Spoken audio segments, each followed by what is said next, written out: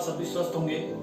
इससे पहले वीडियो में हमने मैथमेटिक्स 12th में चैप्टर नंबर 1 पढ़ा था, जो रिलेशन और फंक्शन है। तो उसमें हम लोगों ने रिलेशन जाना था, रिलेशन के टाइप जाने थे। तो रिलेशन का एक टाइप और रह गया था उसमें, उस टाइप को हम आज समझते हैं। रिलेशन का जो 6th टाइप है वो है तुल्यता संबंध यानी इक्विवेलेंस रिलेशन। अब इक्विवेलेंस रिलेशन होता क्या है, पहले इसको थोड़ा सा जान लेते हैं, इसकी परिभाषा देख लेते हैं। किसी आयुक्त समुच्चय ए पर परिभाषित कोई संबंध तुल्यता संबंध कहलाता है यदि नंबर 1 आर समतुल्य हो, अर्थात आर जो है वो रिफ्लेक्सिव होना चाहिए।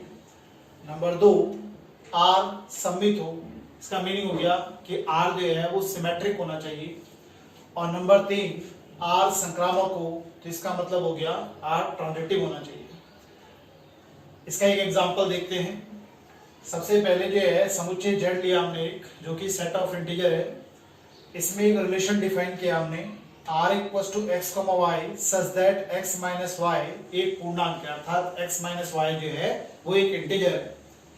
इसको आप प्रूव करते हैं कि किस तरह से ये जो है एक इक्विवेलेंस रिलेशन होगा। यानी कि इक्विवेलेंस रिलेशन यानी तुल्यता संबंध वो होता है जो इन तीनों शर्तों को एक साथ पूरा करता है। तो सबसे पहले देखते हैं, हमने लिखा समतुल्य के लिए यानी कि फॉर रिफ्लेक्सिव। हमने एक एलिमेंट लिया let x belongs to z। इसका मतलब हो गया कि z जो है हमने क्या लिया था, सेट ऑफ इंटीजर लिया था, उसमें से हमने कोई एक पूर्णांक लिया। ये कोई भी पूर्णांक हो सकता है। हमने लिखा x - x यानी कि किसी पूर्णांक में से उसी को माइनस कर दिया अगर दो तो 0 आता है। 0 भी हमको मालूम है कि क्या होता है, एक पूर्णांक होता है। इसका मतलब 0 भी जो है इस सेट Z में ही बिलोंग्स करता है। तो x, x belongs to R, इसने इस शर्त को पूरा किया है कि x - y एक पूर्णांक है, ये बोल रहा था। तो यहाँ पर x - x जब कर रहे हैं तो इक्वल टू 0 है, जो कि एक पूर्णांक है। तो इसका मतलब जो रिलेशन की जो शर्त थी यानी जो संबंध था हमारे पास वो संतुष्ट हो गया है, सेटिस्फाई हो गया है। तो इसलिए x, x belongs to R, so R is reflexive. R जो है वो क्या हो जाएगा, समतुल्य हो जाएगा। उसके बाद आते हैं दूसरे टाइप को, दूसरी शर्त इसकी भी। दूसरी शर्त है सममित के लिए यानी कि फॉर सिमेट्रिक। सिमेट्रिक के लिए हमको 2 एलिमेंट लेने पड़ेंगे। हमने 2 एलिमेंट क्या लिए, सेट Z में से x, y belongs to Z, यानी कि x और y दो पूर्णांक हैं जो कि समुच्चय Z से यानी कि पूर्णांकों के समुच्चय से लिए गए हैं। हमने पहली चीज ये मानी कि x, y जो है वो बिलोंग्स करता है R के अंदर, यानी कि ये एक ऑर्डर पेयर है, एक क्रमिक युग्म है जो कि R के अंदर उपस्थित है। तो R के अंदर कोई भी क्रमिक युग्म तब आएगा जब वो इस शर्त को पूरा करेगा। शर्त क्या है कि x - y is an integer. x - y क्या होना चाहिए, एक इंटीजर होना चाहिए। तो इसका मतलब अगर तो मैं ये मान लेता हूं कि x - y belongs to R, तो इसका मतलब हो गया कि x - y is an integer, कि अभी क्या होगा, एक पूर्णांक होगा। तो अगर तो ये पूर्णांक है तो मैं यहां पर से x - y में से माइनस साइन कॉमन लेकर y - x लिख दूं तो भी ये इंटीजर ही रहेगा, वही बात है। अब उसके बाद अगर तो हम यहां से माइनस साइन छोड़ दें तो तब भी इसने इंटीजर ही रहना है, यानी कि फर्क कुछ नहीं पड़ेगा। अगर तो x - y पॉजिटिव इंटीजर है तो y - x एक नेगेटिव इंटीजर होगा, पर होगा तो इंटीजर ही। और हमारे जो रिलेशन है वो ये बोल रहा है कि x - y एक इंटीजर होना चाहिए। तो यहाँ पर y - x भी क्या होगा, एक इंटीजर ही होगा, चाहे वो बेशक पॉजिटिव हो या नेगेटिव हो, इससे कोई फर्क नहीं पड़ता है इंटीजर ही। तो इसका मतलब y भी x से ठीक उसी प्रकार से रिलेटेड है जिस प्रकार से x y से रिलेटेड था। तो यहाँ पर y, x belongs to R, इसका मतलब y, x ऑर्डर पेयर भी जो है वो R के अंदर है। तो ये क्या होती है, ये सिमेट्रिक की शर्त होती है। इसका मतलब जो है R क्या हो गया, वो एक सिमेट्रिक रिलेशन हो गया। R जो है वो एक सममित संबंध है। इसके बाद आते हैं थर्ड जो है हमारे पास वो है संक्रामक के लिए, फॉर ट्रांजिटिव। ट्रांजिटिव में हमको 3 एलिमेंट्स की जरूरत पड़ेगी। तो हमने 3 एलिमेंट्स लिए x, y, z। ये जो 3 एलिमेंट है हमारे पास वो पूर्णांकों के समुच्चय जो हमको दे रखा है, जिस पर ये रिलेशन डिफाइन है, उससे हमने 3 एलिमेंट लिए। इसका मतलब x, y, z कोई 3 अलग अलग पूर्णांक है। हमने सबसे पहले माना कि x, y belongs to R। ये एज्यूम कर लिया हमने कि x, y ऑर्डर पेयर जो है वो R में बिलोंग्स करता है। तो R में मैंने भी आपको बताया था कि R के अंदर कोई ऑर्डर पेयर कब आएगा, जब वो R यानी कि जो संबंध है उसको संतुष्ट करता होगा, यानी कि उस शर्त को पूरा करता होगा। तो इसका मतलब ये इस शर्त को पूरा करता होगा। जब मैं ये मान रहा हूं कि x, y R के अंदर है, तो इसका मतलब ये शर्त को पूरा करता होगा। तो मैं यहाँ पे लिखूंगा x - y is an integer. इसी तरह से y - z belongs to R, ये भी हमने एज्यूम ही करना है। तो ये भी क्या होगा कि y - z भी क्या होगा, एक इंटीजर होगा।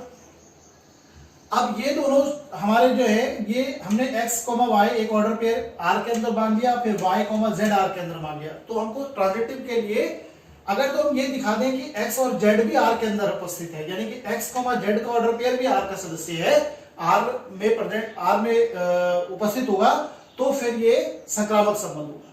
तो अब इसके लिए क्या करना है कि हम लोगों को ये मालूम है कि जब किन्हीं दो धन पूर्णांकों को जोड़ा जाता है या किन्हीं दो पूर्णांकों को जोड़ा जाता है, तो पूर्णांकों को जोड़ने से पूर्णांक ही प्राप्त होते हैं। तो हम क्या कर रहे हैं कि ये भी एक पूर्णांक है, ये भी एक पूर्णांक है, हमने दोनों पूर्णांकों को जोड़ दिया। तो जब दोनों को जोड़ेंगे तो y से y कैंसिल हो जाएगा, तो बचेगा हमारे पास x - z। तो जो भी कुछ बचेगा वो भी क्या होगा, एक इंटीजर होगा, एक पूर्णांक होगा। तो यहाँ पर x - z क्या है, एक पूर्णांक है। तो इसका मतलब हो गया कि x z से ठीक इसी प्रकार रिलेटेड है जैसे x y से रिलेटेड था। इसका मतलब क्या हो गया कि x, y, z belongs to R। इसका मतलब हो गया कि R जो है वो एक ट्रांजिटिव रिलेशन है। अब हम अपना नेक्स्ट टॉपिक पढ़ेंगे, वो है फंक्शन यानी कि फलन। तो सबसे पहले जो है हम फलन की परिभाषा देख लेते हैं क्या है। जो फलन की परिभाषा है वो ये है कि किसी आरिक्त समुच्चय A से आरिक्त समुच्चय B पर परिभाषित वह नियम या कथन जो समुच्चय A के सभी अवयवों को समुच्चय B के किसी न किसी अवयव से जोड़ता है, समुच्चय A से B पर फलन कहलाता है। इसको हम लोग A से B पर प्रतिचित्रण यानी मैपिंग भी बोलते हैं।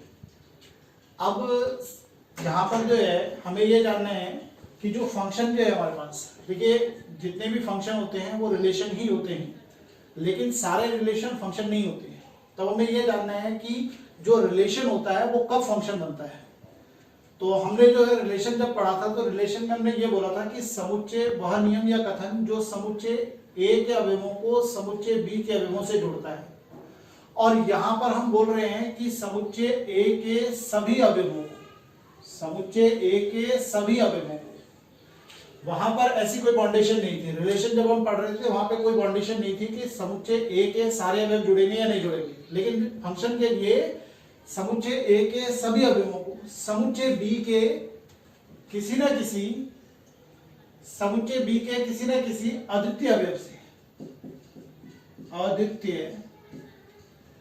से जोड़ता है, यानी कि B में किसी न किसी अद्वितीय अवयव से जोड़ेगा इसको। जबकि हमने जो रिलेशन पढ़ा था, रिलेशन में क्या होता है कि एक ही एलिमेंट जो है वो 2 या 3 जगह जाके संबंध बना सकता है, यानी कि जुड़ सकता है।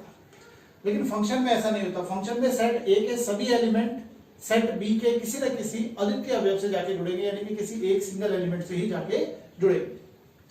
अब हम फंक्शन को दिखाएंगे कैसे कि f such that a to b, ये एक प्रतिचित्रण है हमारे पास, मैपिंग है हुई f equals to x, y। ये भी एक ऑर्डर पेयर, क्योंकि मैं बोल रहा हूँ कि फंक्शन जो है वो मतलब जो रिलेशन फंक्शन है, प्रत्येक फंक्शन जो है वो संबंधी होता है, यानी कि एक रिलेशन ही होता है। तो यहाँ पर ये भी ऑर्डर पेयर का ही सेट आएगा। तो f equals to x, y, यहाँ पर वो रूल हमको दिखाना होगा जिसके कारण से x और y एक दूसरे से रिलेटेड है। तो यहाँ पे दिखाया गया है कि y इक्वल्स टू fx, यानी कि y जो है वो फंक्शन f के कारण x से क्या है, जुड़ा है। f क्या है, f नियम है। तो x belongs to a, y belongs to b। x जो है वो सेट a से लिया गया है और y जो है वो सेट b से लिया गया है। इसको हम इस तरह से दिखाते हैं, ये हमारे पास सेट A है, A के अंदर हमने एक एलिमेंट दिखा रखा है x, ये सेट B है, इसके अंदर एलिमेंट दिखाया हुआ y। तो नियम f के कारण x जो है वो y से जुड़ा हुआ है, तो x को y से हमने प्रतिचित्रित कर दिया।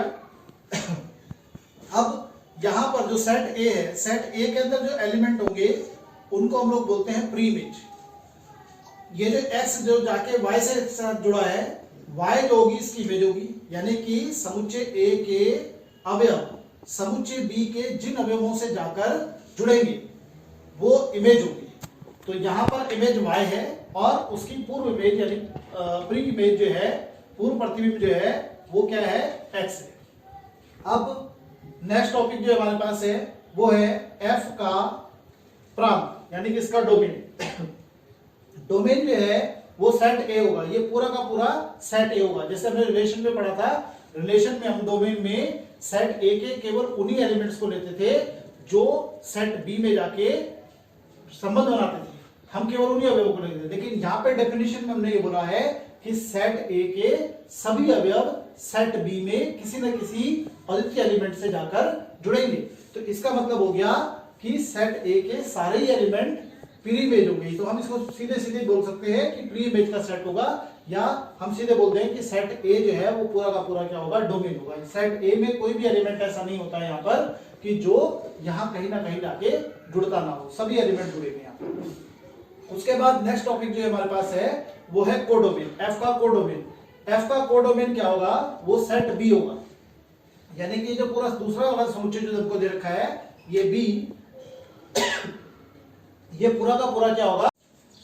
अब हम फलन की रेंज देखेंगे, यानी कि इसकी जो रेंज है वो क्या है हमारे पास। तो इसकी जो रेंज होगी, तो जो हमारे पास सेट बी जो है, सेट बी में जितने भी हमारे पास इमेज होगी उनका सेट होगा। तो हम इसको इस तरह से बोलते हैं कि समुच्चय बी के उन अवयवों का समुच्चय जो ए के किसी न किसी अवयव के प्रतिबिंब, अर्थात यानी कि हम सीधे सीधे बोले कि सेट ऑफ इमेज जो होंगी हमारे पास वो रेंज में आएंगी, वो रेंज होगी हमारे पास। तो इसको इस तरह से दिखाते हैं कि y such that y equals to fx, y belongs to b and x belongs to a। या हम इसको ऐसे बोल सकते हैं कि y equals to x, y belongs to f, यानी कि हमको जो f के अंदर जो ऑर्डर पेयर आएंगे उसका सेकंड कंपोनेंट यानी कि उसका दूसरा घटक लेना है। तो ये हमारी क्या होगी, ये हमारी रेंज होगी। अब इसका एक एग्जांपल ले लेते हैं, f such that n to n, यानी नेचुरल नंबर्स पर हमने एक फंक्शन दिखाया है। फंक्शन कुछ इस तरह से डिफाइन किया गया है कि y इक्वल्स टू fx और equals to 2x, y equals to fx जो कि किसके इक्वल है, 2x के इक्वल है। यानी कि ये प्रतिबिंब था हमारे पास, ये प्री इमेज थी हमारे पास, ये जो है इमेज है और ये प्री इमेज है। इन दोनों के बीच में रिलेशन क्या है हमारे पास कि y इक्वल्स टू 2x, यानी कि y जो है वो x का क्या है, डबल है।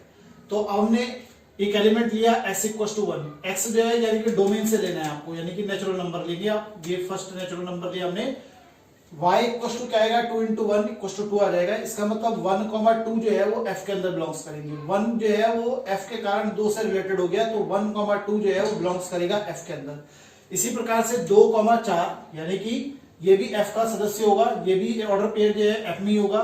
फिर 3, 6 भी जो है f का ही एक ऑर्डर पेयर होगा। अब हम इस मैपिंग को शो कर देते हैं। तो ये हमने एक सेट लिया जो डोमेन का सेट है हमारे पास, और ये कोडोमेन का सेट है।